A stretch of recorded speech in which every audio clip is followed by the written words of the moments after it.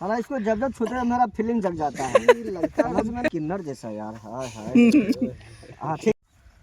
तो hello guys, देख सकते हैं अभी हमारा शूट चालू होने वाला है। तो शूट चालू होने से पहले जिसको जो जो रोल है वो रोल के अकॉर्डिंग फिट कर रहे हैं और उसके बाद अपना वीडियो शूटिंग चालू होगा। तो देखिए अभी थोड़ा बहुत सभी को काजल मतलब टिक्का लगाने का काम किया जा रहा है। और ये देख सकते हैं छोटे हटा रहे यार, थोड़ा अलग से बोले पड़ते ये।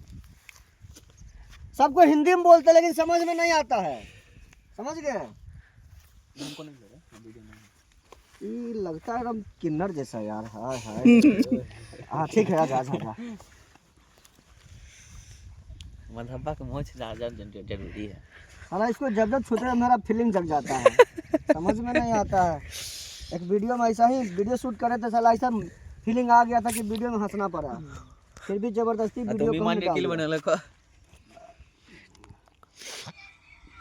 iPhone 14 तेरा